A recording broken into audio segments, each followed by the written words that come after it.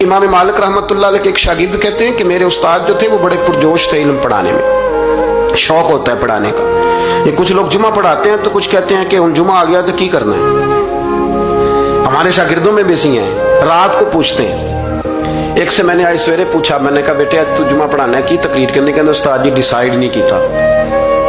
तो मैं क्या भी तू बड़ा मौलवी था नहीं डिसाइड किया, मैं तो 8 दिन पहले ही डिसाइड कर लेना क्योंकि मुझे तो तैयारी करनी पड़ती है। बड़ा इल्म होता है ना लोगों के पास, तो डिसाइड नहीं करना, बैठेंगे तो फर बात जारी हो जाएगी। कहने लगा नहीं वो मैंने कहा खुदा के बंदे कहते हो लोग आखिर में आते हैं, तुम बताओ तुम तो तैयारी आखिर में शुरू करते हो, कुछ खुदा का खौफ करें भाई। एक उस्ताद होता है एक पुरजोश। इमाम मालिक के शागिर्द फरमाने लगे कि हमारे उस्ताद पढ़ाने में बड़े बाज़ौक़ थे, उनका जज्बा रहता था पढ़ाने का और किताब से वाबस्ता रहते, पढ़ना पढ़ाना मसाइल दरियाफ्त करना, ये शोबा है ना जी हमारा।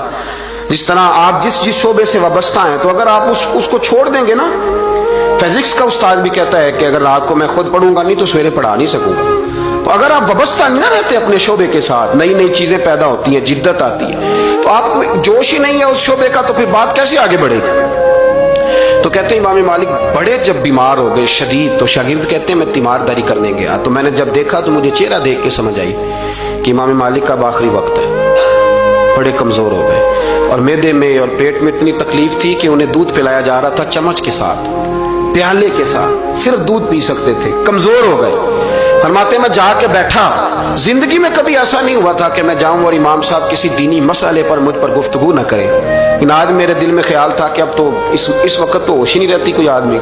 लेकिन कहते मैं जाके बैठा ही था कि इमाम साहब ने आंखें खोली, फरमाया माशाल्लाह आप आए हैं, चलो यार मैं अभी को बंदा ही तलाश कर रहा था, एक मसले पे बात करनी थी।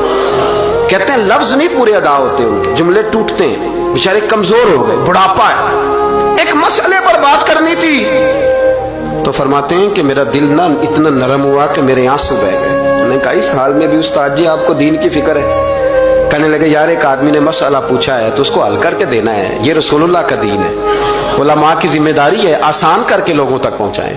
हर आदमी इस तक तो मैंने वो देना है, ये मेरी वफा है अपने मजहब के साथ, आखिरी दम तक देना।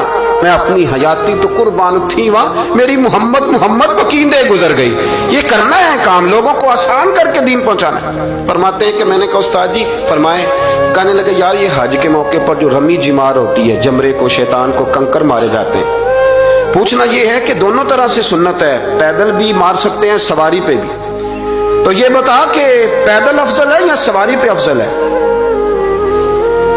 तो कहते हैं मैंने कहा उस्ताद जी मेरा ख्याल है पैदल अफजल है, लोगों को तकलीफ कम होगी। तो कहने लगे नहीं तूने गलत कहा है, खाना नहीं खाया जा रहा, लेकिन अब उस्ताद हैं तो जोश कितना है। फरमाने लगे तूने गलत कहा। कहते हैं मैंने कहा फिर उस्ताद जी सवारी पे अफजल है अगर पैदल अफजल नहीं। कहने लगे नहीं तूने फिर भी गलत ही कहा।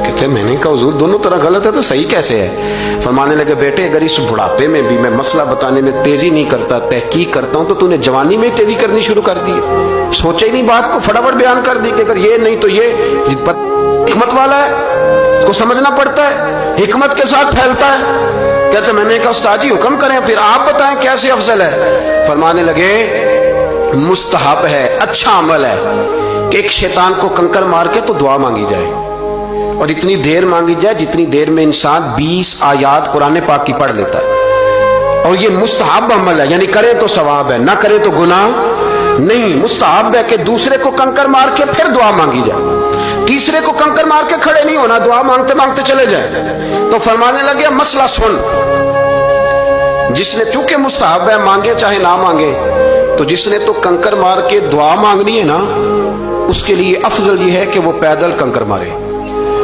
और जिसका इरादा दुआ मांगने का नहीं ना, उसके लिए अफजल ये है कि वो सवारी पे बैठ के कंकर मारे। तो दोनों जहतें बदल जाएंगी। फरमाते हैं उस बुढ़ापे और कमजोरी में मैंने इमाम मालिक की वो फकाहत देखी, और फरमाते हैं जब फारिग होके ना इमाम मालिक से मैं बाहर निकला, सलाम लेके मैं दरवाजे पे पहुंचा था, अभी कमरे के दरवाजे पे इमाम साहब ने बुलंद आवाज से कलमा पढ़ा और उनकी रूह परवाज